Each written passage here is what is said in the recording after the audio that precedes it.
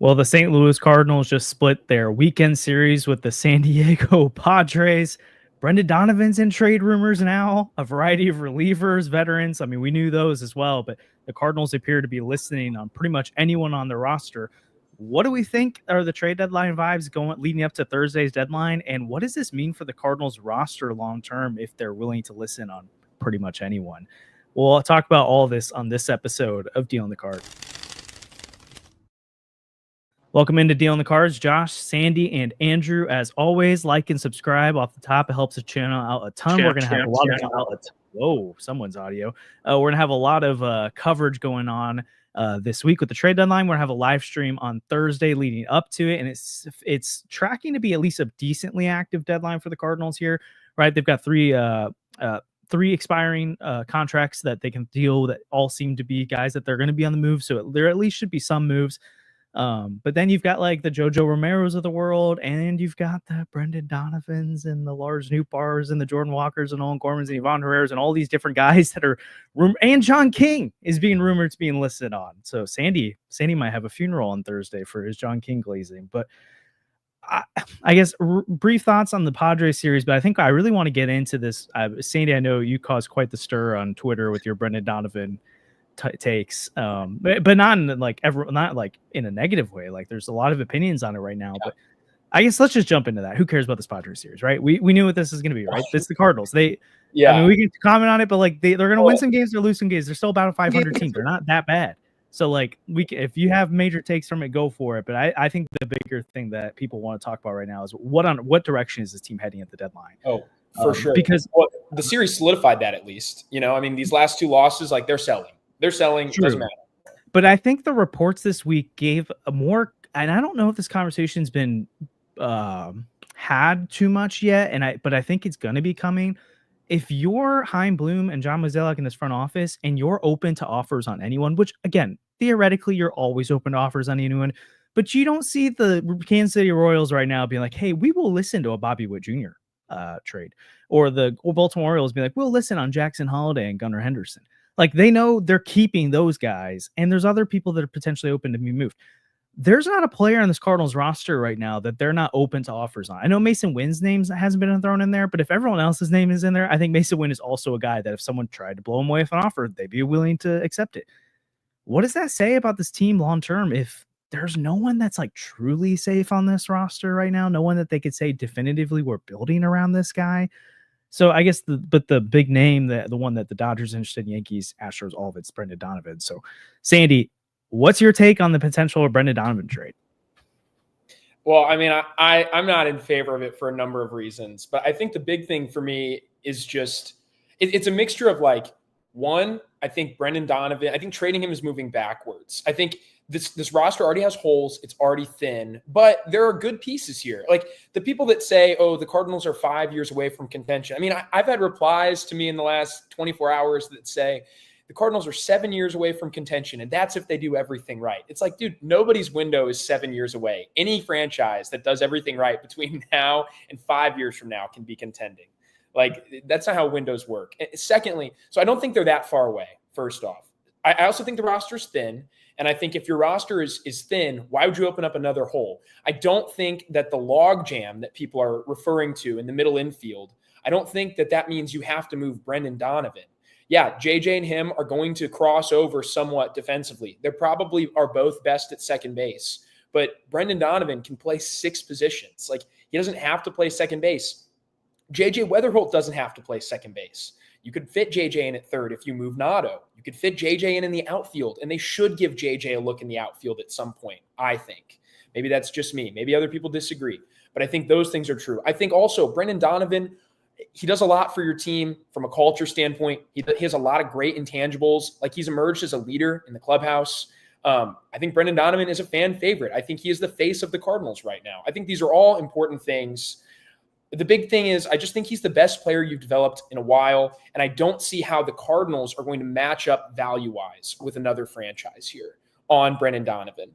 And I think that if a deal gets done, like, I'm not saying if the Pirates called and said, we'll give you Paul Skeens. Obviously, I'm not saying that. Like, I would pack Brendan Donovan's bags for him if Paul Skeens was coming to St. Louis, okay? That's not what I'm saying. But what I am saying is that the deals that are being thrown out there are deals that I'm not interested in. I'm seeing Brendan Donovan for Bobby Miller stuff. Like, I don't want Bobby Miller. I'm not interested. Well, that's crazy. Like, that wouldn't happen. So I think we could throw that stuff out. Agreed. But those are like, it's not going to be Bobby Miller. It'd be something better, but I don't see a way in which it's going to line up with how the Cardinals evaluate Donovan and how another franchise does. And it's definitely not going to add up to the way most Cardinals fans evaluate Donovan. Like, all I'm saying is, if a deal gets done, almost certainly it's going to be disappointing return-wise for most Cardinals fans. There are some super pessimistic people on Twitter that'll be like, yeah, Donovan was a utility player. He's useless anyway. And maybe they'll be happy.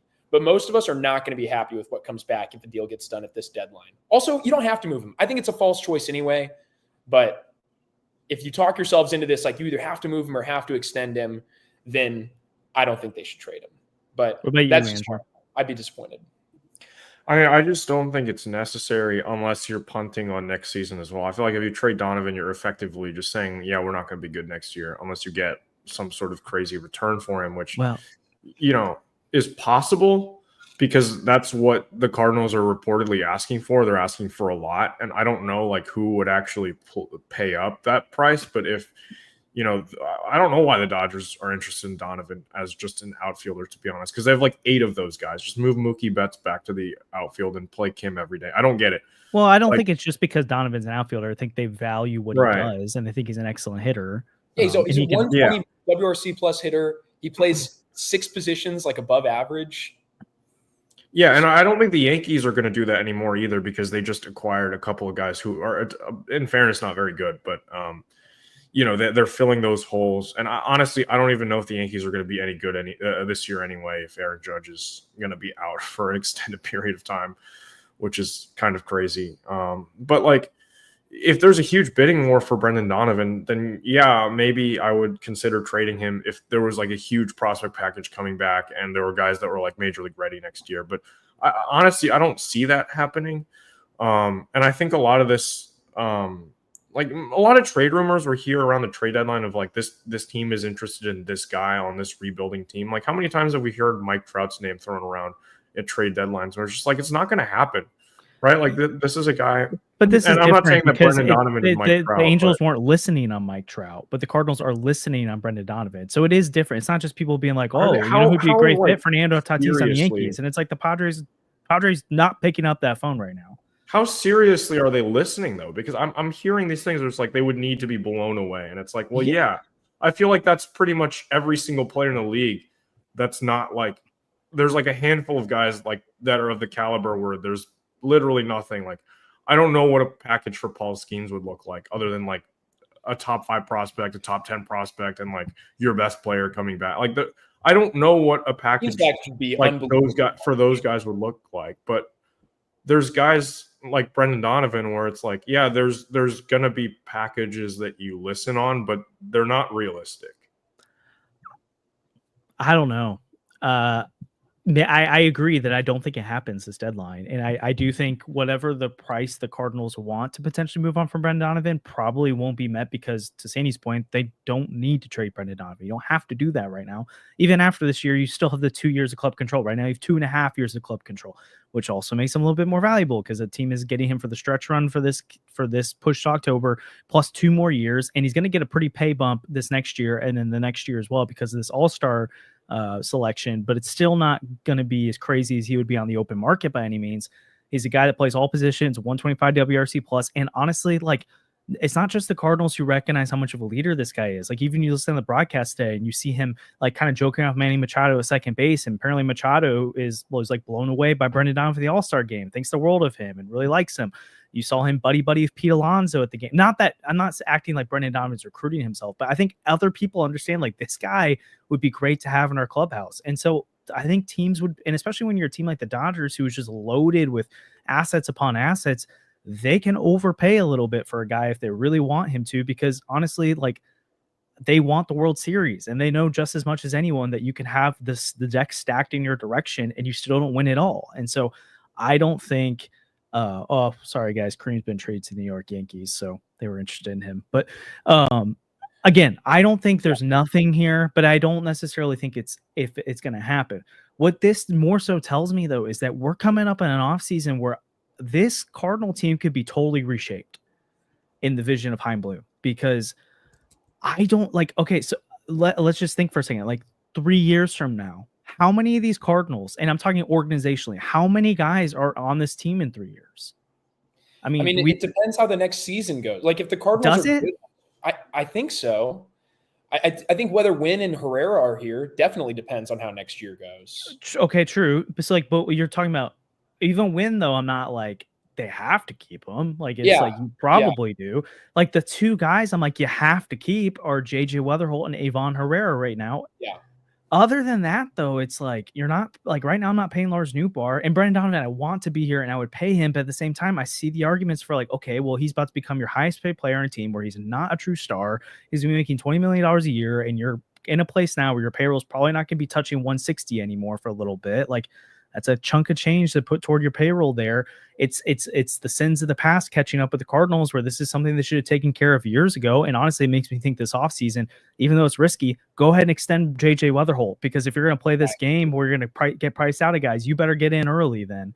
I'm just like, if you look at it like that and you're like, we can struggle to name 3 to 4 guys are on this team in 3 years, then maybe it does make sense to sell high on some of these guys and to get as much value as you can, because as much as I love Brendan Donovan, in 2 years, he's not as valuable anymore. He's going to be approaching free agency where he's going to be getting probably $20 million a year at this rate. Yeah. And are the Cardinals going to pay that? I don't know if they are. And it hurts me to say that. It should. But if the Cardinals aren't going to, though, then that's where I'm like, yeah, you probably do have to listen to offers. I'm not saying I want to trade Brendan Donovan. What the Cardinals should do is go out and get those stars and develop those stars and have a guy like Brendan Donovan be that fourth or fifth best player on a team. But I don't think they're going to get there in the next few years. And so then are we going to be looking back? It's like, well, you could have traded Brendan Donovan then, but you kind of held out hope thinking you were going to be mediocre or more than mediocre for a while, but you ended up being mediocre and you're just kind of 80 or 82 wins for the last 3 years. And then you let Brendan Donovan walk, or you trade him at a deadline as a rental bat. Like, or you pay him a ton of money, and like again, I would probably do it, but I absolutely would do it. But does he turn 33 and you're like, man, this guy's making $20 million a year and he's nowhere close to the best player on our roster, and we can't afford to go get that $35 million bat because we're playing Brendan Donovan 20. Well, I guess it sucks. The Cardinals have so little money committed to the future. It's not like they're in a spot. Like I know that payroll is lower. They're not going to spend near the 180 range for a few years, probably. I wish they would. I wish they would invest in the team more. Okay. Like we can all complain about that, but like there's so much money coming off the books. Sonny Gray has 1 year left. Miles Michaelis is gone. Steven Matz, that's another $12 million this year coming off the books. Eric Fetty was $7 million. That's coming off the books. You're not going to be paying Ryan Helsley next year, almost certainly, unless, that's a chunk. Like there's a ton of money coming off the books. There's so little committed toward the future. And all the guys that we've talked about for years getting expensive, and we're like, the Cardinals need to get ready for Lars Nootbaar to get expensive. Like they're either A, not going to be expensive, or B, it doesn't matter because the Cardinals are going to be moving them. They're freeing up so much money. They have so much flexibility. Even if you're going to only spend 150 to 160, you can absolutely afford to pay a Brendan Donovan $20 million. And even if he's not the best player on your team at that point in time, when he's 32, 33, like he is worth $20 million. This guy he's proven who he is every year. He's 15 to 20% above league average defensively. He can play 6 positions. He's not a utility player, as I've seen people call him. He's a starter that can start in any of 5 to 6 different spots. Like he's a Swiss Army knife. He does a lot of things right. And like he fits St. Louis so well. If there's ever a guy to lock up and keep, it's Brendan Donovan. And that's my problem with it. If the Cardinals aren't going to lock up Brendan Donovan, why do I believe they're going to lock up Masyn Winn? Okay, like why would I ever believe that at this point? If you're not going to do it now, when are you going to do it? Also, like, I don't know. I want them to extend JJ. I wish they'd give him the Jackson Churio treatment or the Colt Keith treatment and extend him before he ever stepped on the field. Okay, I wish they'd do that. But I have no faith that they're going to make that move. Well, I mean, it is a different front office, so I know. So I can't say that, I guess. That's fine. But like, if they don't extend JJ, we're having the same conversation with him in a few years. The clock starts on him the moment he gets called up. The people that say the Cardinals are 5+ years away from contention, okay, well, that 5th year, like JJ's nearing free agency and we can't extend him now anymore either. Like, come on. You have to at some point pick someone to build around. You have to pick a core. You know, you can't just keep piecing things together. Yes, but at the same time, like again, we're talking about this isn't JJ Weatherall. Like as much as I love Brendan Donovan, if JJ Weatherall is who we think he is, JJ's a different level of player. I hope so. Again, but that's what we're hoping. So but I'm saying like that's what you're hoping JJ becomes. You're not hoping. I mean, obviously, it's not a bad outcome if JJ Weatherall's Brendan Donovan. That's a really good player. But I mean, if you're like, oh, JJ Weatherall is just Brendan Donovan and JJ Weatherall is your future. Again, we're coming back to the same problem again. Is the Cardinals don't have stars. Yeah. And so that's where it's like, we're not talking about, oh, you're not doing the last move you need to do to put you over the top. You're talking about you continue to field a team that doesn't have star level players. And at some point, if that's the cycle of mediocrity you're stuck in the middle. And I would rather at that point, go ahead and move off some of those guys, get assets and keep on churning until you get the stars and then you build around them. Again, I don't think they're going to get the offer that makes me want to move Brendan Donovan. I still want to extend him because I think there's things beyond even the play on the field, which is already worth it. You've got a leader in the clubhouse, a guy who can bridge the eras. I think he can play anywhere. He gives you that flexibility. And I think he will age better than some of these other guys are. I think he's more star than he is really good role player. I think some people act like he's a really good role player. I think he's borderline star. Honestly, he'd been putting up these kind of numbers for multiple years in a row. If it wasn't for this elbow injury in 2023, I believe that. Again, I can't prove it, but I believe he'd be an multi-time All-Star at this point. He's already a Gold Glover. Love Brendan Donovan.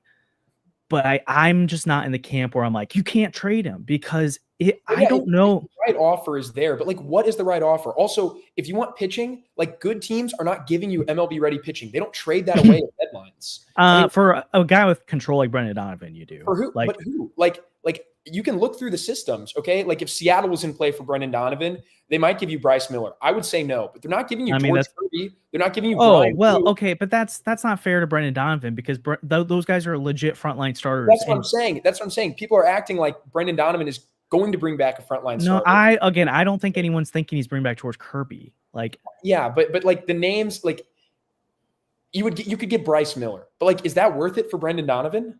I mean, maybe because the cost of pitching is so expensive. I mean, I'm not telling you I would do it. I'm just saying like that, like if they have to move him and he's not a star and you got to go get pitching at some point, you just got to build for the future. Like, yeah, that's kind of what guys are worth in this league. And so again, it's just a really tough spot to be in right now. And that's why I think the bigger thing to me is this deadline is I don't think you're going to see these young guys moved. But what it tells me is I have zero idea who's safe and who's not. I have zero idea what this team is going to look like in 2026 because I think pretty much anyone's on the table. It doesn't mean they're trying to trade everyone, but they might be like, you know what? We love Brendan Donovan, but someone's offering us the house for him and we will build around JJ, Masyn Winn, Alec Burleson, even keep Lars Nootbaar because the offers aren't good enough there. Or it might be the flip, where it's like, well, Lars Nootbaar, we had a good enough offer on. Burleson, we got enough offer on moving things around. You're kind of stuck with Nolan Arenado, and I don't know if the DeWitts are going to eat all that money. And so you might have a black hole at third base. Again, he's not that bad, but I'm saying black hole in terms of building toward the future. You might be stuck with him for at least another year. And I think this is way more complicated than I thought it was going to be. And it's because of what they're telling me. And again, we don't know what they're going to do with payroll, but like attendance did drop significantly this year. And I hope the DeWitt's response is we're going to reinvest, but I think it's going to be what Bill DeWitt III said in public that people didn't like a year or two ago. It's that, hey, if you don't come to the games, we're not going to spend as much because we didn't make as much. And I think that's where they're trending for the next few years. And then it gets into a sticky point. What do you do with these guys? So, anything else on Brendan Donovan? Or, I mean, there's other trade things we can talk about too. I mean, I bring this up a lot, but like you look at the top four guys in the Cardinals lineup, it's Donovan, 779 OPS, Herrera, 883 OPS, Burleson, 802 OPS, Contreras, 801 OPS. And you have all these guys for next year. You have all these guys for the next 2 years. And I think this team is closer to contending than it is to blowing it up, right? Because after that, you have Arenado, who's not been good, but then Winn. Walker has looked better. Scott is just a defensive guy right now, but like hopefully he'll be better next year as well. And you also have Nootbaar and Gorman on the IL, who like neither of them have necessarily given you the production you want to see out of them, but those are all also names that are not going to be just horrible going forward.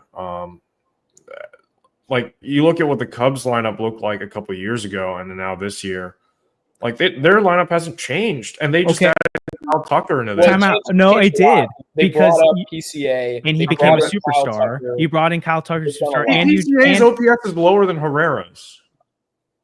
Yeah, but his value comes a lot more from. It's not a lot more. When you play elite defensive center field and hit at that level, that's like insane. But what I'm saying is like his value offensively is not anything more than Herrera's. Maybe but again, we would put Herrera as an MVP candidate if he was playing elite defense behind the player, elite defense. Okay, well, yeah, but like what I'm saying is like the rest of your defense is fine. Like you don't need like Victor Scott. Like if like Matt Shaw for the Cubs right now, like he will probably be good at some point, but he's been a black hole and not that good defensively at third base. Yeah. Victor Scott has been really good defensively in center field, and Herrera has been great. So like if you aggregate those, like you're kind of getting similar production. It's just that it's all coming from PCA. Well, and nothing is coming from a guy the Cardinals don't have a Kyle Tucker. The Cardinals don't have a PCA. Right. I would say Ivan Herrera is more like Michael Bush than he is either of those two Michael guys. Bush is having a better year than her. Like Michael Bush is popping off this year. And so, we don't say a Suzuki. And as much as I love, I mean, like they've made smart moves. But what moves? How are the Cardinals going to do that? Suzuki is not expensive. He's a guy that went really under the radar. After this year and was 3 years younger, like the type of guy you'd be trying to sign, he'd be a superstar bat. Seiya Suzuki would be so expensive right now. He's not expensive because they took a risk and signed a guy that people thought was going to be a 120 guy, and he's now 145 WRC plus. Right. What I mean is like you can make those smart moves too. Other teams do it all the time. No, you don't get Seiya Suzuki's all the time. I think you don't get PCAs all the time, and you don't go get the Kyle Tucker all the time either. Like the Cubs struck gold from rental trades all the time either. Like and Michael Bush too is Jackson Ferris, and what else did they give Jackson up? Like Ferris is a top 100 prospect. That's true. But they made an aggressive trade, which it's like when the Cardinals traded Randy Rosarina for Matthew Liberatore. It's very much in the same vein, but it's taken years for it to pan out for the Cardinals and pan out as in Matthew Liberatore may be a middle of the rotation starter, but it's probably a back end of the rotation starter. Like I just think the Cardinals are like one star away from being like having a really good. I mean, I don't think one guy I think could elevate this lineup a lot, and then you just go and fix the pitching, and then this team is fine. Like I think you are right. That you put one star in the middle of the lineup, it would change. Your starters. You have three guys that you can pencil in next year. If you get another Sonny Gray, I feel like this is fine. Well. I mean, but the problem you have so much money coming off the books. You could sign it with the money Fetty and Michaelis are being paid. You could get another Sonny Gray type pitcher. But the problem is that guy has to 1, be available, 2, you have to land him, and 3, the Cardinals have to be willing to do that and invest elsewhere. Yeah, I mean, it's just like okay, if the Cardinals only had to do one thing, I'd be more on board with you. If it was like okay. The lineup. Think about if they blew it up, how many pieces would they have to get rid of? There's like so many pieces that are expiring in the next couple of years. It doesn't make sense to do that. I agree with you in the sense that I think they're close to contention. Like I think the Cardinals can be competitive next year. I think they haven't gotten enough credit this year.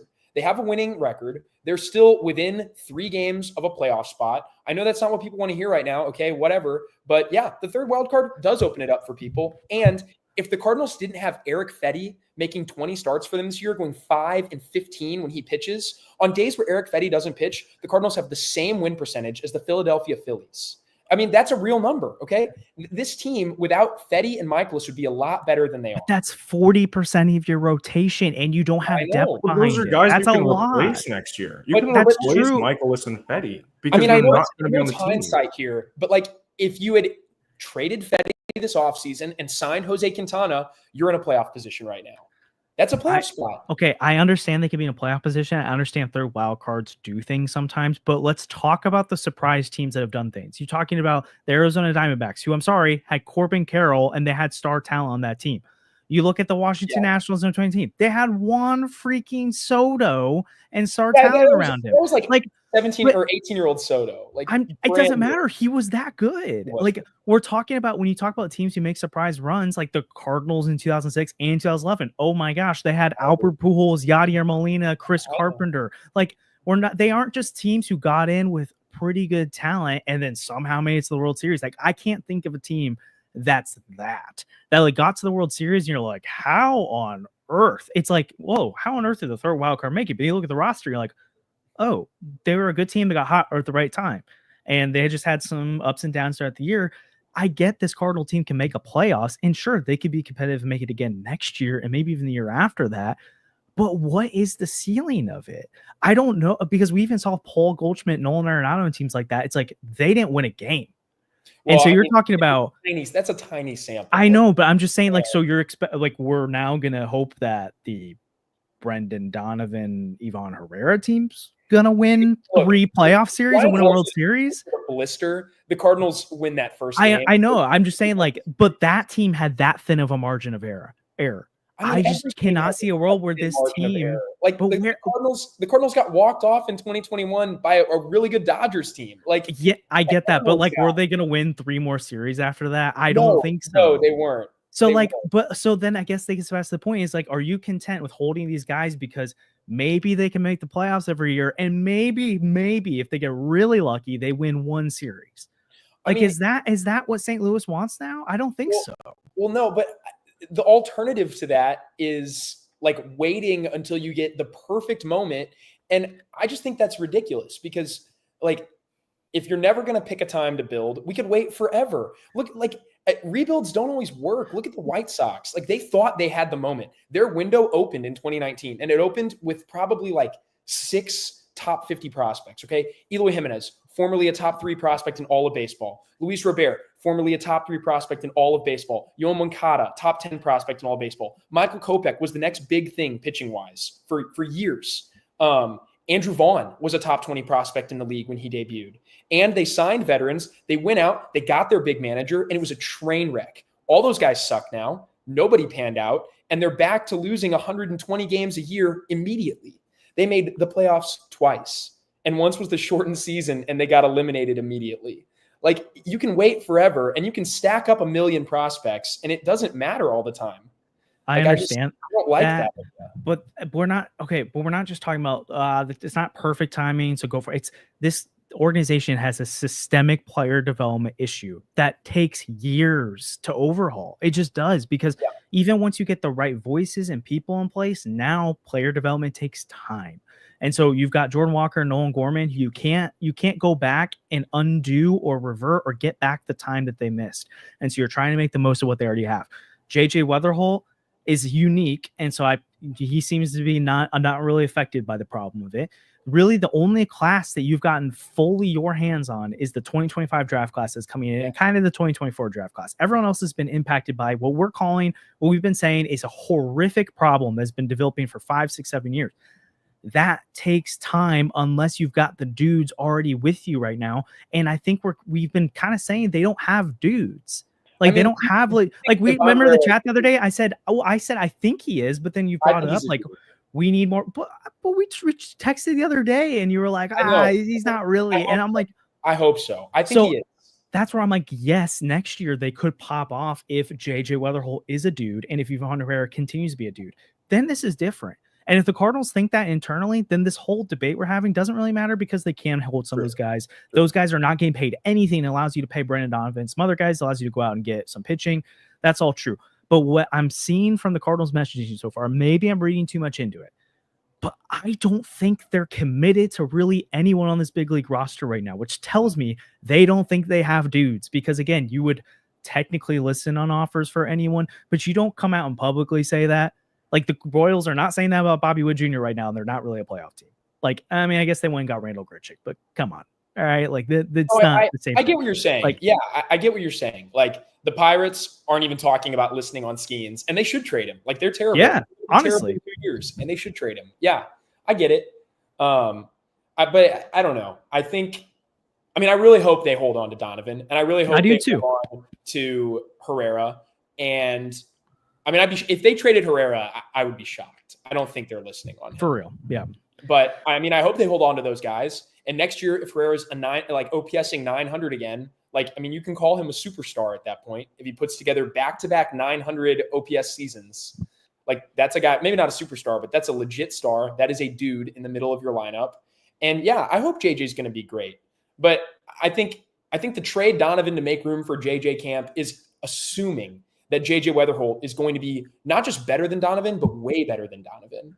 And it's for sure. There is totally a world where JJ Weatherholt is a 120 WRC plus hitter for his career. And like, that's a good outcome. Okay. That's a really good player. Yeah. Like, it'd be disappointing because of all the hype around him right now. But like, there's a world where JJ Weatherholt is not an all-star, and definitely not immediately. There's a world where right away he has to adjust. It takes some time. Look at Jackson Holiday. He had so much hype coming up, and he's been adjusting to the big league level for 2 years now. And he's a slightly above league average hitter right now who's playing pretty good defense. Like, it takes time on this stuff. So and if you want to waste time, like, let's just run down JJ's clock too, because that's going to start. Like, you got to win eventually. You got to try sometime. I just think we don't need to argue with the people that are like, you got to make room for JJ. No, it's like that. But I think the people we need to like seriously consider the perspective on is that if this team doesn't have that level of upper echelon talent, because it's also different if we were covering the New York Mets right now and they were in this situation, we know like, oh, well, they could go sign Kyle Tucker this offseason. Yeah, they just Cardinals aren't doing that. And then we also look at the state of the Cardinals farm system, and it's like, okay, I guess they technically could go pull off a big time trade, but then you're decimating this farm system that you require, that you have to have produce talent for you if you're not going to spend. So in the immediate future, the next 2 to 3 years, I'm not talking about this is how they should operate all the time, but in this transition time, if they don't see anyone on their team right now that's superstars, which is what's required to truly compete over the next few years, then the best thing for you may be to cash in on chips that it's like, you know what, if we were pretty much any other era of Cardinal baseball, these guys are here for a while, but because of the mess that's been created, it's going to be painful to get out of it. And if we keep holding, then we're delaying this process and potentially shooting ourselves in the foot when we could have gotten the DePaula Jr. from the Dodgers. Like, if that's on the table plus pitching, it's like, which I know it might not be. I have no idea what it is. And honestly, I don't know what my price for Brendan Donovan is. I mean, would you trade him for Mick Abel? That's a name I see. Not straight up, but like with other stuff, maybe. And Phillies fans on Twitter are saying the exact same thing. Yeah. It would take way more than Brendan Donovan to prime Mick Abel. Again, like, we don't need to debate that stuff because I know, like, it's just whatever. But anyways, let's think. Sponsor our podcast real quick. Maybe we can have a brief sum up of maybe guys we do think could get dealt. And I know we want to do our tier rankings that we always do at the end of every month. But as always, want to thank 314 Sports Cards and Collectibles. They're the presenting sponsor of the Deal in the Cards podcast. They're located at 9640 All Boulevard in Olivet. Open 10 to 5 Monday through Fridays and 10 to 4 on Saturdays and Sundays. Speaking of Brendan Donovan right there, they buy, sell, and trade all sports cards and Pokemon cards and the new selections of packs, boxes, and single cards of local players and stars from around the league. Make sure you go check them out. I saw some cool deals they're doing with boxes the other day where they're putting really valuable cards in the stacks of like $1 cards. You can come in and just find them. Make sure to go check out 314. They're awesome. We really appreciate them. And we also want to tell you about our partnership with Underdog Sports. The Deal in the Cards podcast is proud to be partnered with Underdog Sports, our favorite place to play fantasy games. You're now eligible to play in Illinois, Missouri, Indiana, and 37 other U.S. states. You got to check out Pick'em. It's so easy to play. You just pick 2 to 8 stats of your favorite players and choose whether they'll go higher or lower. You can win 20 times your money by going 5 for 5. If that sounds like fun, sign up with our promo code CARDS to claim your first free pick plus first-time deposit offer up to $1,000 in bonus cash. We can't wait to see your entries. Also, a reminder, as always, you can use that code Newt News over at SeatGeek. What is it? $20 off a purchase of $50 or more? Something like that. It's pretty good. I just used it. I'll be somewhere in a couple weeks giving you guys Cardinals coverage. I'm not going to tell you where. Take a guess. You can you can guess that one pretty easy. Oh man. Okay, so let's maybe real quick we can run through. I know Andrew's got a dip here in a second. So are you gonna be able to stay for tiers? You got to go. If you share your screen and click on the link I just shared in the chat, I can stay for the very first couple of them. I'm very excited for the first player on the tier list. It's the same guy every time. If you guys stay tuned to the end, I'm gonna have Sandy and I run through real quick just names and quickly say would we trade him at this deadline or hold. But you can jump into the tier list. I know I'm gonna have to share my screen here, but as always, we do this every month. Our tier rankings of the Cardinals players. And how the season's been going so far. Again, we are grading as of this moment on this day. And so it's like through the month of July, not how they perform this month. And it's relative to expectations, but also actual performance. It's a convoluted mess of ideas. And there's a formula to it. But anyways, there always ends up being like 2 or 3 guys on the list that people strongly disagree with. But great. We get to start with someone here. Hey guys, how are we feeling about how Eric Fetty played this year? I think he should be. Can I make the case for below F tier? Yeah, I think I'm with you. Not S tier. 5 and 15 in his starts, regression across the board. I think Eric Fetty, like, if you can pinpoint one guy as to why the Cardinals are not in contention this year. I agree. Like the thing is, like, I feel like a lot of time. Oh, you just renamed F tier to yeah, Eric. I'm fixing it. But I think if you can pinpoint, like, a lot of times, like last year, I was like, if Goldie and Arenado didn't fall off, and if some other things went right, then they probably would have made the playoffs. I think, like, but that's like a couple guys, and that's like a couple reasons. There's just like offensive troubles across the board. I feel like this year you could make the argument that if Eric Fetty was not on the roster and you had somebody else, like, even beautiful like sentence. anybody that could give you innings at like a reasonable clip, like let's say an ERA plus of like 95, like not even a league average guy. I think the Cardinals are firmly within a playoff spot right now. They're probably in the division race. Totally like, agree. Just, and that's why so I think they're closer to contention than people think. Totally agree with you. I mean, I know it's a big part of your rotation, but you can pay for pitching that's much better than Eric Fetty and Miles Mikolas. And hopefully, if it's not ready next year, they're able to just go out and pick the right washed starter that can just be average for you, because that's all you need. You just need something average that's not Eric Fetty. Oh my gosh. We've said all we can say. I'll leave you guys. Appreciate it. That's all I needed to say. So brutal. He just really wanted to stay for the Eric Fetty segment. That's crazy. He was excited for it. Well, I don't think we need to belabor that much. Yep, No. it was awful. And honestly, I feel bad for him because the level of the reason we have an Eric Fetty tier is less actually to do with Eric Fetty and more to do with John Mozeliak. So I just kind of want to rename the tier to like Mo's Love, or I don't even know. It's just like, what was happening here? You know what? I get accused of holding Mo's water, but Mo likes to hold Eric Fetty. So Jordan Walker. I think this was an easy F tier for me for a while. I can maybe see the argument for a bottom of D tier because there's been right now. It was so bad. Awful. Until the last 9 games. So that's where I'm like, it's we 9 love games. our recency bias on this podcast. I mean, I know we do, but like it's 9 games. I know. But I mean, look, did you watch the game today? Like, Jordan Walker looks better. I saw him lay off 2 sliders. I saw him lay off a fastball 6 inches off the plate that I know he's swinging at last month. So it's like, I feel a little bit better. I know it's not perfect. Like the attack angle still isn't amazing. He's not elevating. He's still not doing all the things he wants to do. Do people remember I think it was like middle June or maybe late May when he had like a heater for a week and won some games. He had the like go ahead hit after. Like, it's not like he hasn't had a good week of baseball this year before. I'm fine with bottom of D. I think he looks better right now, though. I mean, he drew 2 walks today. Yeah. Should have drawn a walk the other day that ended up a called third strike that was way below the zone. Like, I think he's looked good. The plate discipline looks better. And right now, that's the one thing that I was so concerned about with Jordan. It's like, if he can actually figure out what's in the zone and what's not, like pitch recognition, that's everything for Jordan Walker. Yeah. If he can recognize pitches and pick them up, he's going to be okay.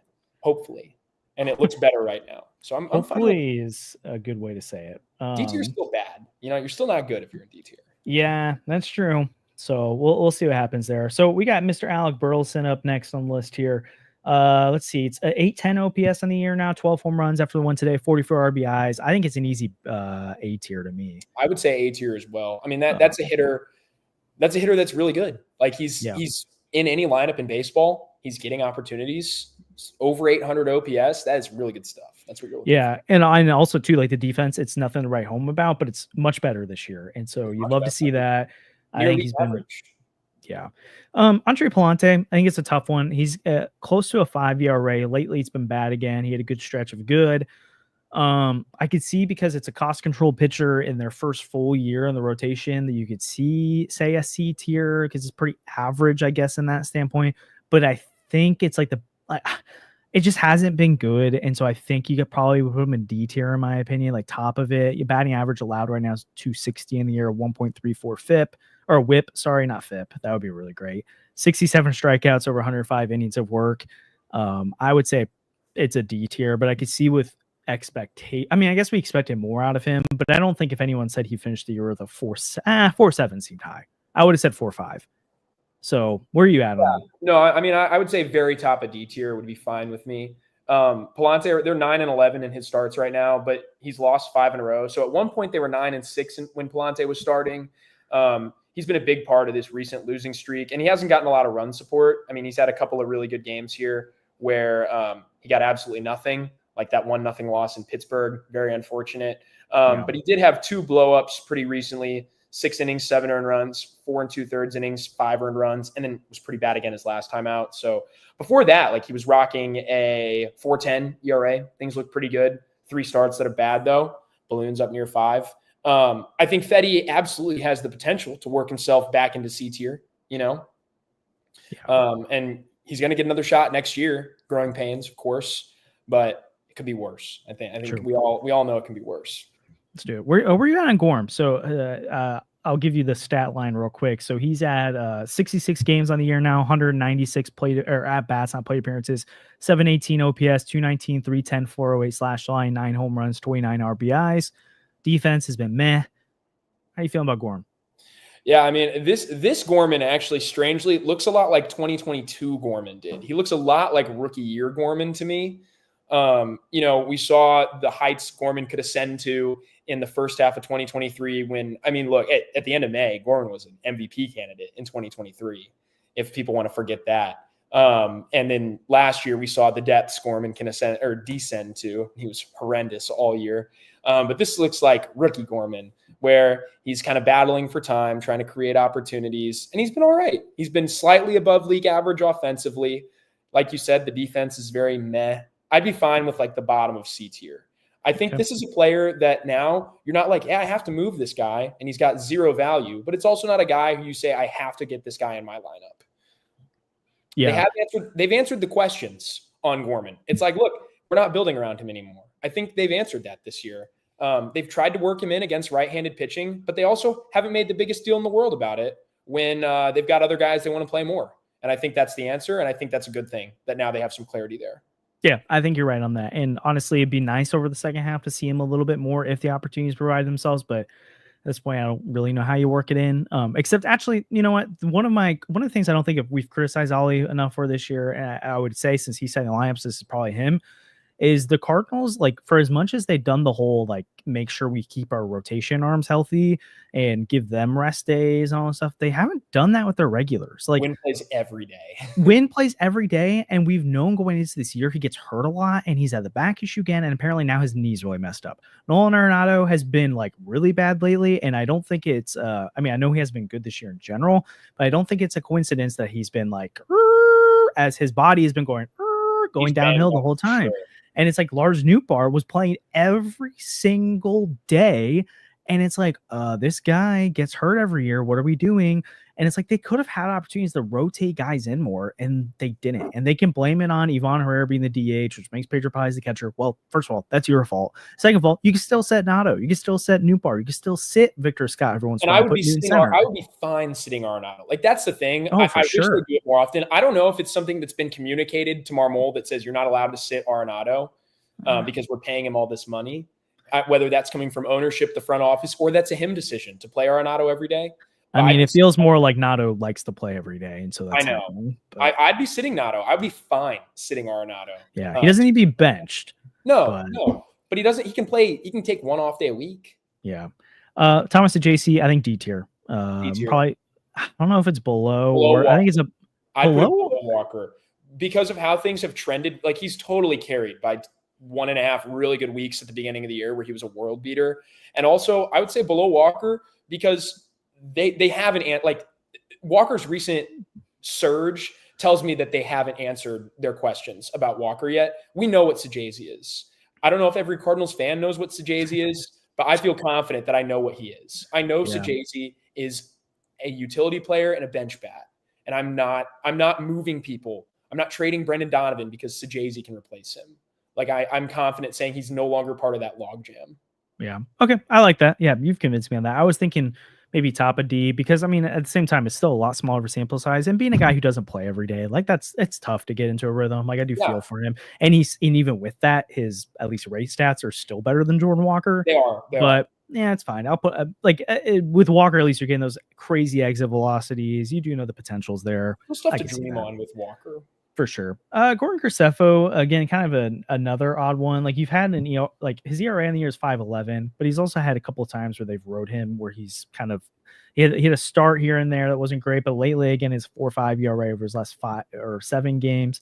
I think it's probably like a bottom of a C tier guy because I think as a reliever it's been pretty interesting, but nothing special. I'm trying to pull up his splits, like where starting versus relieving, and see if it would be interesting, but even then, it's not pretty per se. I mean, you look at the game as a reliever, he's holding opponents to a 630 OPS. Okay. He's only allowed 1 homer as a reliever in how many innings though? Where is? Oh yeah, because I forgot he had that Texas outing on May 30th that kind of blew things up. Also, we told Andrew we weren't gonna debate over like C tier. Is that fair? Yeah, that's fine. Yeah, it's a reliever. Michaelis F, right? Yeah, but above the Lade. Oh yeah, true. Michaelis is the blind squirrel that finds you a nut every once in a while, which is fine. Like Michaelis has won you a few games, and you're 500 when he starts. Yeah, like, it's not the end of the world. True that. Another really interesting guy in here who I do think it's more of like we're talking about B to A tier. Actually, no, not even B. It's definitely A to S tier. It's Riley O'Brien. 1.93 ERA on the year so far, 25 strikeouts in 23 innings, 220 batting average allowed. He's only allowed 2 home runs. He's walked 10 guys, which actually is pretty good for him considering the control issues. Which put A or S tier for Riley O'Brien. 18. Yeah, games. I mean, I'm thinking.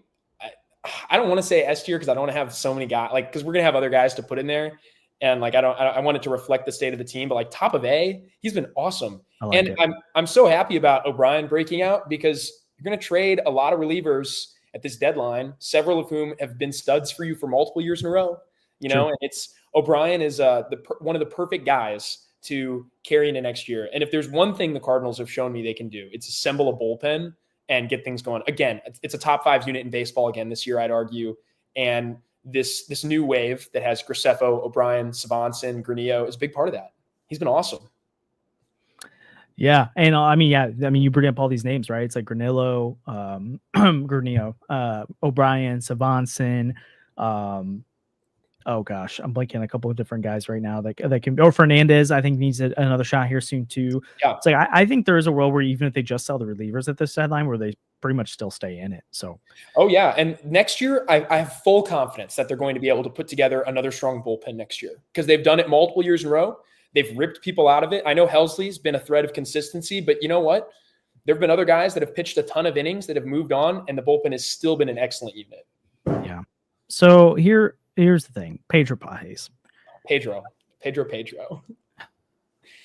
I think it's D. You're going to have to convince me. Well, okay. I mean, if we're going to put Jordan Walker in D tier, Pedro Pages still has a higher OPS than him. Wait, so does he now? I don't think he does. It's 584 to 575 still. Oh, Walker's dipped into the wait. I think Walker's over 600 right now. Are you sure? Yeah, let me look at. Did my thing not update? 609 for Walker. Oh, my bad. 554 for Pages. No, okay, mine worse didn't than update. So he is in the first percentile among in ex-WOBA this year. It's bad. I understand the blocking's bad. I guess do you put any value on the game calling? Because the Cardinals, it's one of those things that we can't quantify, and the Cardinals and their pitchers at least say this thing matters. So. Yeah, it's just like maybe it matters. I've for whatever reason I don't know why we can't just call games from the dugout if you have a guy that can't do it. I don't know why there's nobody else that can figure it out with pitch count. I mean, I don't think it's that no one else can. I think there's just a different feel you have behind the plate. But yeah, but I mean, is the game calling that good right now? Yeah, I mean, but also I mean we do trash on half the starters half the time, so it's kind of hard to. I know it's really hard. I mean, everyone's got a little bit of blame. I'm fine with D tier, but I would have him below Michaelis. Pages is like maybe the worst hitter in all of baseball this year. It's a complete black hole. And I mean, I know it's not his fault, but like I'm frustrated that we had we have to start Pages instead of Herrera debacle at the beginning of the year. And like, yeah, I'd rather have Herrera behind the plate right now, even if it's not as good, because then you don't have black hole bat in your lineup. When you already have but it's also the Herrera side of it. They're not just saying it's as simple as he's not good enough back there. There's convinces can keep him healthier. So right. I think if it was as simple as the defensive stuff at this point, it's like get him behind the plate. But I mean, we just talked about how good this bat is. They can't afford to lose that. So I mean, if I'm the Cardinals, I'm definitely thinking about upgrading at catcher this offseason. Unless, I mean, I think that's like maybe priority number 2 after back of the rotation. I mean, if you're trying to win next year, like really win, sure. But otherwise, if you're building toward the future, I'm fine waiting on Crooks and Bernal to see what happens. But yeah, I don't know. It's a tricky one. Maybe sign old catcher or something. True. Libby 4.040 or 4.04 ERA, 104.2 innings of work. Strikeout rate's gone down. His year's gone down, and it's like into the Fetty Michaelis range, unfortunately. Walk rate has gone up since after being elite at the beginning of the year. I think it's probably like top of C. You could convince me, maybe bottom of B, because you're like, well, we didn't even know this guy's gonna be a starter this year. It's like expectations wise, it's been really helpful. But I think performance wise, it's more of a C. So where would you land? I mean, I was gonna say very bottom of B tier. I really like that you have an answer now, and you can pencil him in as a starter next year. I think that's a really big deal. Also, like with Libby, I'm trying to understand fatigue with him. It's like, listen, he's never thrown this many innings before. Like he dealt with injuries in the minor leagues. He's dealt with injuries since being promoted. Like this is a guy who's hitting an innings limit, and like there's a wall here. You can tell he's tired. He's been tired a few times, and the Cardinals have worked him pretty hard. I know that his outings have been a lot shorter over the last month and a half, probably. I mean, he was going reliably 6 to 7 to start the season for the first 2 months of the year. And he's not doing that right now for you. But there's still a lot of good stuff here. The chase rate is still really nice. I know he's not getting all the whiffs that he was getting early in the year, but I think a fully rested Libby next year is going to look better. Hopefully he's stronger, he's more built up, and he knows what a starter's workload looks like coming into next year. I'm very optimistic on him. Like it. Let's power through the next 3 because I think we can have quick assumptions. So Matt sits between A and B. He's filled multiple roles for you, giving you innings, but he's also one of the best pitchers in baseball against lefties out of the bullpen this year. I think that's a really helpful tool. So I can see bottom of A or top of B. I like bottom of A for Maths. Okay, let's do it. And then here. Well, I won't even make you do it. F2. Sorry, man. Maybe even there. Sorry. Of the late, it's fine. Yeah, Luke and Baker, I mean, can I make an executive decision at bottom of C? Because when he was up here, he was hitting against the left-handed pitching, which was his only role and the thing you needed him to do. It was like an 800 OPS, and we haven't seen him since. That's perfect. It's perfect. So it's like, I mean, he really wasn't much for him else to do. He'd probably be on this roster right now if it wasn't for the DH clog. So not like a superstar, but he'd be helping with left-handed pitching. So did his job. Yeah. What's Contreras? Man, he's turned it on. Yeah, he's turned it on. It's been awesome. Would you say top of B now? Because the early so. season struggles were real with Contreras. And I mean, nice work, nice OPS right now. Actually, like probably on the season now, his numbers are right in line with Burleson, but the way he got to those numbers is a little different. For sure. I'm going to, just to keep the train moving, completely agree with you on that. Ryan Helsley, I think I'd stick between Contreras and Liberatore and B. I know it's not the same Helsley we've seen before, and I know it's been icky at times, but he does have a 3 ERA now. I don't think he's a blown save in quite some time at this point. I think he's still at 5 on the year. It's better. 1.39 whip, 259 batting average allowed. Again, fastball's not where it used to be, but the slider's back. The curveball can be dynamic at times. I think I'd put him between Contreras and Liberatore. At least on this. I really like that. I think that's exactly where I'd put him. And he looks better right now. The outings have been cleaner. I mean, yeah, he's still not generating a ton of like 1, 2, 3, 9th innings. But do you remember that outing against the Diamondbacks earlier this year where he ended up getting the save, but he loaded the bases? I think it was Perdomo had like a 17 pitch at bat against him or something ridiculous like that, fouled everything off, timed him up, and then doubled into the gap. It was like, oh my gosh, like we're going to lose this game. And it hasn't been like that lately. And he's got a lot of value. You're going to trade this guy at the deadline. You're going to get something real back. Can I actually come back on Contreras? Because I was looking and I was like, I fully agree. But then I look and it's like his last 30 games, he has an almost 900 OPS. Jeez. Yeah, it's fine for me to be bottom of A tier. He's a really good hitter. Well, I'd put him above Matz at that point. Yeah, at least I think I'd put him here. Excellent. I'm and fine. Honest, O'Brien's. Yeah, I'll put him top A. That's fine. He's been that dominant, so it's so good. It just feels kind of weird having that high, but I mean, he's been that good. So yeah, I'm excited to see what he looks like next year in an expanded role. I think he's gonna get a chance to pitch in the 8th and 9th inning a lot next year. Yeah, that'll be fun to watch. Matt Swanson, 3.12 ERA. I mean, I think it's a B tier guy, like below Liberatore. Yeah, right there. Maybe even above him, actually. I would go above Libby as well because I want it to reflect the fact that the bullpen is leagues above the rotation right now. It's your best unit by far. The bullpen, for sure. The second year in a row at least, is carrying your club. Yeah. Vic. So it's been trending down offensively pretty much all summer. Yeah, it's way down. Still elite defense. Stolen bases on the year. He's up to 26. That has slowed. I feel like he got off to a great start, and he's been. I mean, I feel like he got to 15 right away, and then it's just been like, man, is this guy ever going to run? So I do think, I mean, relative expectations. I don't know. Like, we didn't expect him to be. I mean, I think maybe hopefully a little bit more offensively, but not much. Like, it's kind of like the fair expectations. Defense has been great. And I think we kind of put him under a little bit more of a microscope because of how bad the offense has been overall. I think I think C tier, but I could see D. I would be fine with C tier, like, because I feel like I'd evaluate him similarly to a Graceffo right now. I mean, they're not the same player and they don't do the same thing at all, but just in terms of how I feel about the production, he's still a 1.8 WAR player. Like, he's still generated positive value for you and is going to finish the season probably close to like 2.5, assuming the offense doesn't get any better. He's got an 80 OPS plus on the year. I think before the season started, I guessed he'd finish at like 86 or something like that. So a little disappointing there, but I don't know. Yeah, I mean, it's not terrible from Scott. It could be worse. And you're right, the defense is elite, and that was not a sure thing. You know, we know he's fast. We know he's got good baseball instincts, but like in his brief cameo last year, the defense wasn't elite. I think I'd put him above those other guys too, because Gorm, it's like, I mean, he's fine as a bat, but like he's not tapping into his superpowers at all. And then Graceffo and Baker, like they had not enough there for me. But I might want to rearrange at some point as we get through, because like our C tier is really weird right now, and I feel like it might mean because we need to push some guys down the list further, but we'll see. Yeah, I mean, I could move Graceffo into D. Yeah, and I was even thinking like, yeah, let's do that because it's not been great. And also I'm thinking like maybe Matt's, because it's like it was really good at the start of the year and then it slowed down a lot. Maybe he's more of a B tier guy, and maybe Liberatore. I'm just doing this for the sake of showing what it would look like. Maybe Liberatore is more top of C now, where it's like a C plus. It's okay, like, yeah, C plus is fine.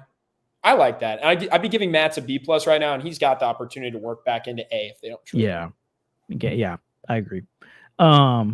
I love the chat. The chat's been fun because I even reading some of that. I'm like, yeah, I see some of the arguments and stuff.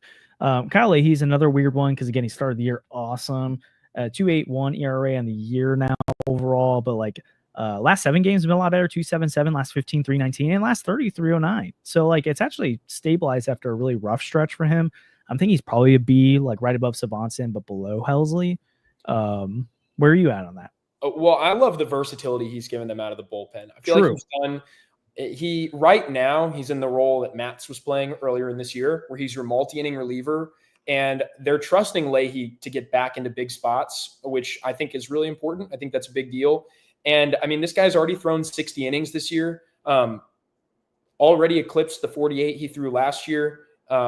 He's been much better this year. Went from a 4.07 ERA last year to a 2.81. He's a guy that also, it seems now, maybe they're stretching him out to potentially start down the stretch, which is something I'm really excited about. He's gone over 40 pitches like 5 times this year. That's really impressive for this guy. Yeah. He's had multiple appearances where he's recorded at least 7 outs. That's a big deal. And yeah, I think it's almost unfair to Leahy because he was so great early in the season that the Cardinals just used him all the time. They're like, oh no, there's a jam, go to Leahy. He's a rock. He doesn't give up runs. And it was great for a while. Clearly they overused him.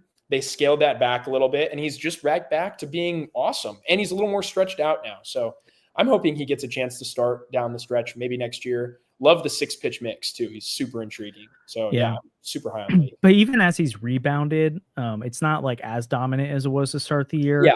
And so I don't know how much that can be attributed to he's running to the ground or not. So I'd put top of B. Yeah, it's been awesome from Leahy this year. And yeah, you're right. I would love to see him stretch out next year, but at worst case, it's another really helpful bullpen arm. So you'll have to see that. Michael McGreevy got roughed up today. I think probably like C tier. Yeah, some of those runs should have been unearned. Okay, Pius, come on, what are we doing? Another reason that I'm mad at him. Tough. Yeah. Lars Nootbaar. I think I'd put C tier 2 above Scott, or maybe below Scott actually. Because Nootbaar, like with Lars, the defensive floor I think is lower than it used to be. Because I thought he was going to be able to play some center, and clearly that's not the case anymore. Yeah, but I mean, I think that's more a Cardinals choice, and he does play above average corner outfield defense. But then if you're doing that, a league average bat playing above average corner outfield defense isn't great. So I think I put him above Victor Scott because, again, offensive production. Actually, I might put him. I would argue that he should be above Scott. Actually, that's what I was saying. I'd put him above Scott. Yeah. Above Scott is fine because I mean we've talked all year about how he struck out so much, but actually the strikeout numbers are right in line with where he's been previously. He'll probably break his record for strikeouts this year, but he's also going to break his record for plate appearances this year. You know, he's gonna get more than 500 plate appearances in all likelihood, and still an above average hitter technically with the 712 OPS coming into play today. So I don't know. I think the injury right now. I don't know how many games he'll play actually this year. I don't know where they are on him, but I would put him above Scott. I think he's fine. And I'm just moving some guys around on here that I feel like. Throw all those guys into F tier. They don't need to do whatever. I like Siani D tier. But yeah, if you disagree with any of them, feel free. But okay, Brendan Donovan, top of A or S tier? Very top of A tier because he slowed down a little bit offensively. He had a nice series against the Padres, though, I guess. So let me see where his OPS stands after. Yeah, it's 779. Like that's A tier for me. He's not. I do think it kind of fairly fits. Oh gosh, the Cardinals are trading not Brendan Donovan. Jeez, Eric Fetty to the Braves. Breaking news. Traded him? Player to be named later. Oh my gosh, guys! Please. I haven't cross-checked this yet, so the chat definitely could have been fooling us. Nope. Jeez. Sorry, I'm That is the funniest thing ever. Hey, that's one move. Okay, I said over 2.5 moves at the deadline. That's one. The fact that they got a player be named later, more than I thought they would get. So congrats, Cardinals. And I'm interested to see if they picked up the contract or not. So any reactions other than the fact it's just like, nice. Yeah, whatever. Does this justify it all the last few starts to you? They got something? No. Yeah, me either. Unless just named later is freaking Yordan Alvarez. Cardinals definitely paid some of it because they acquired cash considerations and Eric Fetty for a player to be named later or cash considerations. So so the Braves got cash considerations as well? Yes. So the Cardinals are definitely eating some of the money and either going to get something like the most Matt Swanson flyer. Again, that level of thing, because Matt Swanson ended up being something, but like the prospect level or low or even lower, or like a tiny bit of the cash back. So basically got nothing. So that's great. You know what we got? We got he's not starting for us for the rest of the year, and that's pretty good. Yeah. And honestly, I don't want to hear it on Twitter from people and be like, see, they found a way to get something. It's like, no, you didn't get anything. I'm assuming this player to be named later is nothing, or it's just cash back. You basically just got some of the contract picked up. And I'm sorry, not worth those last few starts. I'm sorry. Agreed. So whatever. And honestly, like I get why Contender did it for literally nothing, because it's like you throw him out there one time. If it's not better for you, you can DFA him too. Especially the Cardinals are paying the contract. So wow, what a time. Andre Granillo. He had a nice outing today. Granillo. He got 7 outs today, and he threw 46 pitches, so demonstrated some Kyle Leahy-like length capabilities. Maybe so his ERA jumped up to 2.38 on the season. And I'm trying to grab how many innings he's thrown. He's only thrown 11.1 innings for you. I think I'd put him right above Swanson in B tier. Yeah. I mean, it's just you have so many interesting names for your bullpen next year, which is one reason I'm so comfortable trading Romero, because you got dudes back there. I really like the bullpen. So many. Phil Maton, is he like is he A or S? man, he had like one rough stretch for like 5 minutes, and then he was right back to being nails. He had a really nice appearance the other night. Yeah. I'll pull this up. Man. And also, like, I was doing some research for something yesterday. I think he like right and left-handed hitters have like a 630 OPS against him, and right-handed hitters have like a 5-something OPS against him. So it's awesome that in late in games he can pitch against anyone and it doesn't matter. Yeah. I mean, the one thing, oh man, 2.35 ERA in almost 40 innings, 48 strikeouts in 38 innings, 1.12 whip. Like, this guy, someone's going to get a gem at the deadline when they get Phil Maton, and he's going to pitch he's probably going to make a big postseason appearance for somebody. He's a stud. Yeah. I'm going to put him S because he also gave up that 3-run bomb, which again, you can't take it away, but also it's like outside of that, he's literally like that ERA would be sub-1 right now again, or sub-2, not sub-1. Yeah, it would be sub-2. Yeah. Right there with O'Brien. He's awesome.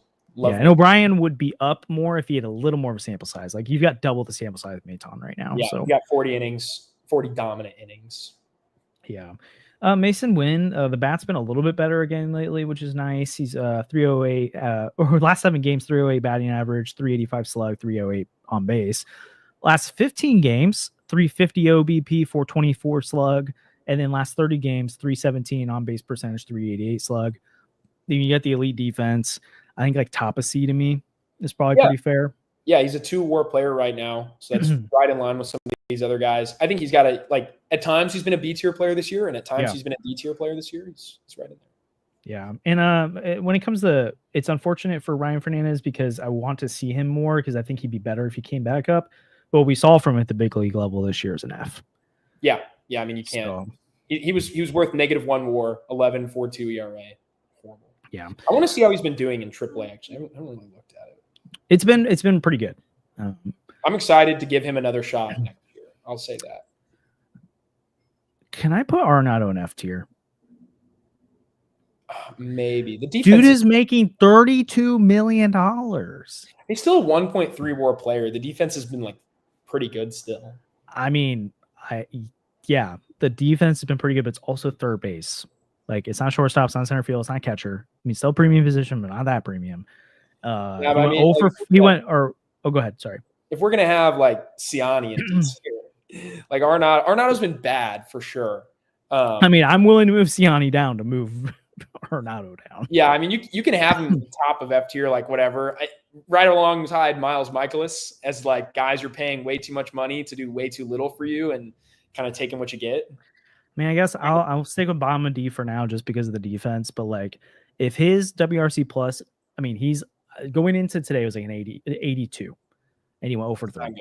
So if it drops below 80, brutal. Yeah, he's been like MIA too lately.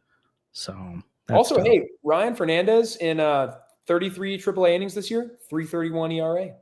You'd love to see it. Yeah. Yoho Pozo, I feel like a B tier. Probably pretty fair. Strikeouts in 32 innings. 46. That's good. Come on, bring him back next year. Bring him back. Pozo. Yeah.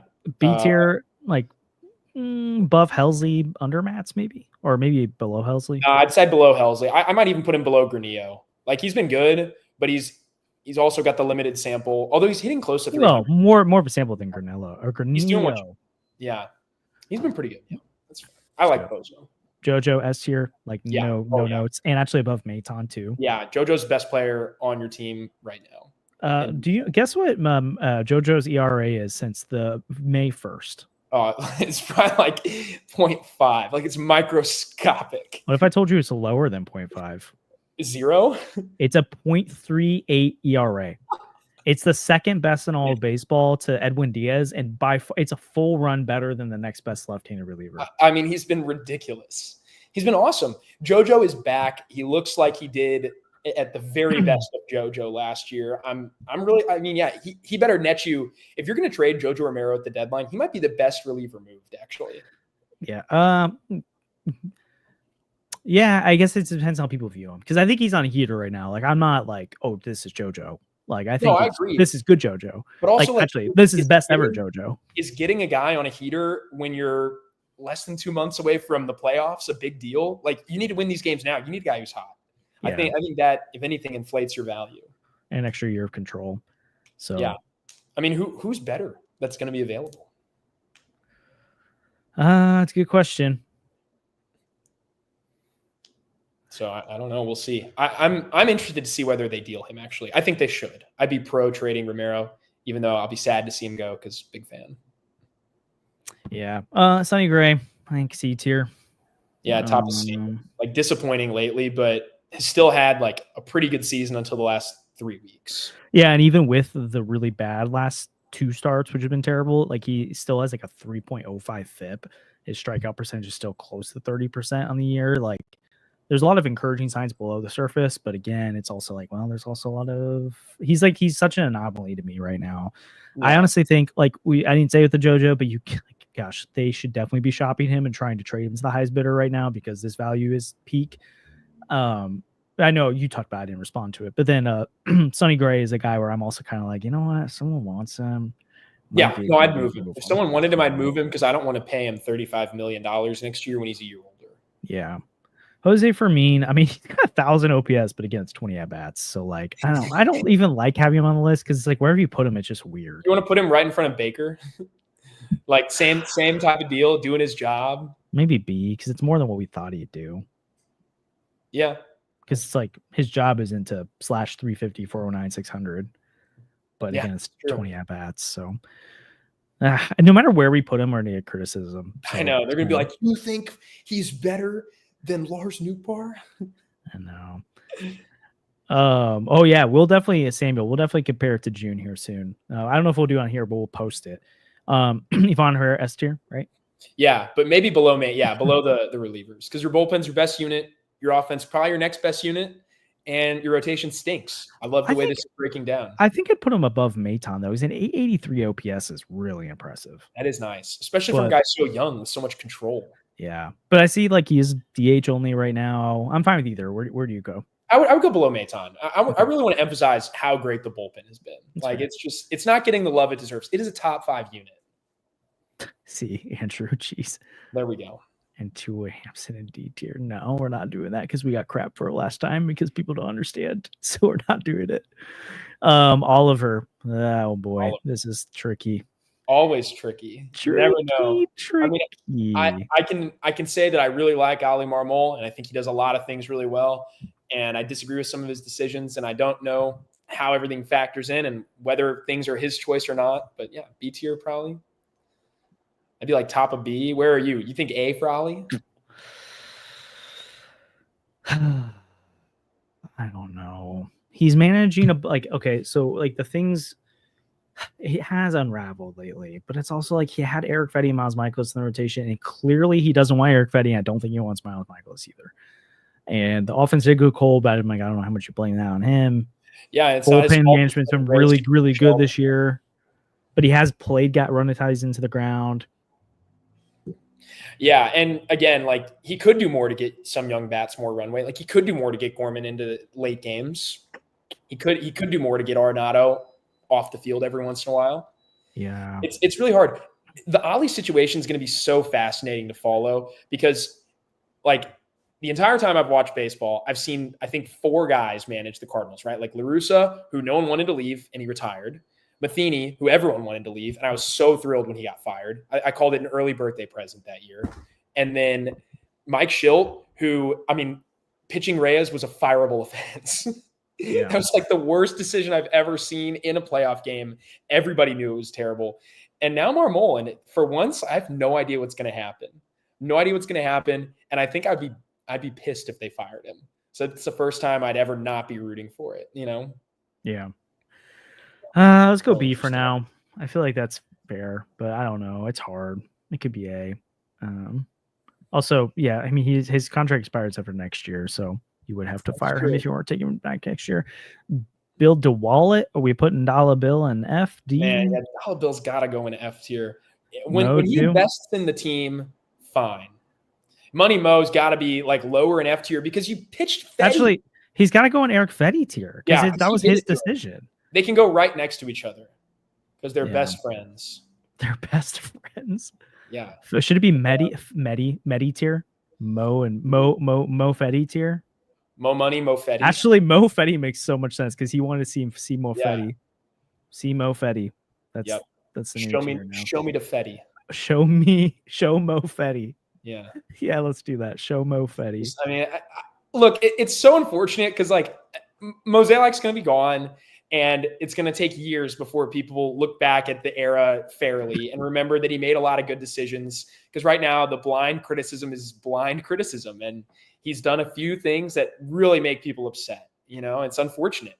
And eventually, we're going to look back and we're going to be like, yeah, Mo was at the helm for a pretty good era of Cardinal baseball that went sour at some point in time, but there were constraints from ownership, and he had difficult decisions to make, and he misevaluated a few things and whatnot. But right now, it's hard to not feel angry, especially with the Fetty drama. I mean, it's just ridiculous. Would it be interesting just for how ironic it is and how on brand it is to have Michaelis in the tier with them? I feel like they're just the trinity of. They are, but put Michaelis at the front of it, so Mo's between his guys. Oh, I like it. Yeah, I like it because again, at some point here, we gotta acknowledge that Michaelis is like a bottom 5 pitcher in baseball for the last 3 years. Can we put Dollar Bill at the very bottom of F tier at least, so he's close to those guys? Yeah, I guess the part of where I was like fine with F is it's like he is bringing in the Bloom side of things, and there's stuff happening. But yeah, let's just do it. But yeah, I'm pissed about it. Like when they invest in the team, I'll be so happy to move him wherever we need to. Yeah, fair. Brant Brown, the money he spent on Fetty. True. Brant Brown, he's a tough one. Really tough. We've seen growth and we've seen regression. Yeah, and it's like the young guy. I mean, they're about a middle of the pack offense, which is a clear step above last year, like big time. But it's been pretty bad as of late. I could see like top of C, low B. Where are you at on him? Yeah, I mean, the guys that I think he actually hasn't, like, because people will be like, oh, Arenado stinks. That's Brent Brown's fault. I don't think Arenado listens to what Brent Brown says. Like, I think Arenado knows how to hit. He's pretty old. Like, he's been around. I would put him where most of his guys are. And he's got Herrera and Burleson, who I think he has an impact on. Maybe Donovan. And then right below him, you've got, your Winn, your Newbar, Scott, Gorman. Like, he's hanging out with his guys. That's fine with me. I like it. So where you want to put him in C, top of C then? Yeah. That's good. Okay. And Cardinals, I think honestly they epitomize a top of C, low B team. I'd probably say top of C because top of C. They're overachieving. They're selling. If you're not buying, you're not going to be B for buy, A for awesome, S for splay off. It's actually interesting. It's literally split down the middle, I think, of how many guys. Oh, it's not. There's a slightly more below the C tier than there are above. It is a nice little bell curve we've got going here, though. It is. That's a pretty good evaluation. Feels very on brand. I would love to have Pop Warner on this next time if Andrew's still here because F tier. We say that every time and then we forget. Yeah, well, I just want to put it out there. He is F tier for me. He has blown 2 games this year, and that's unacceptable. Yeah. You're third base coach. Please don't do that. Oh boy. All right, I got to write up this Eric Fetty thing now. So long, Eric. We'll be back this week though with the trade deadline on Wednesday. So if any deals go down before then, besides the Fetty being traded because we're already live. We will break that down on some kind of episode, whether it's right in the moment or quickly after.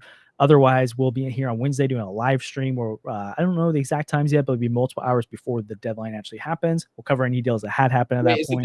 What's happening? Is the deadline Wednesday? I thought it was Thursday on the 31st. Sorry, if I said Wednesday, it's Thursday. Will we have our regularly scheduled Wednesday stream as well? Oh, true. I'm jumping over that. So yeah, depending on how the trades happen, we might go live Wednesday, or we might have already gone live because of a different deal, or maybe we'll go live 3 times this week. I don't know. We'll see what happens. But it'll be a big week.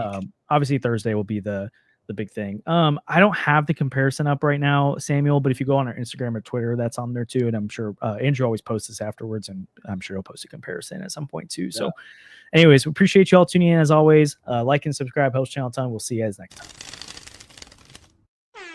Andrew. Thanks, Will. Thanks, Josh.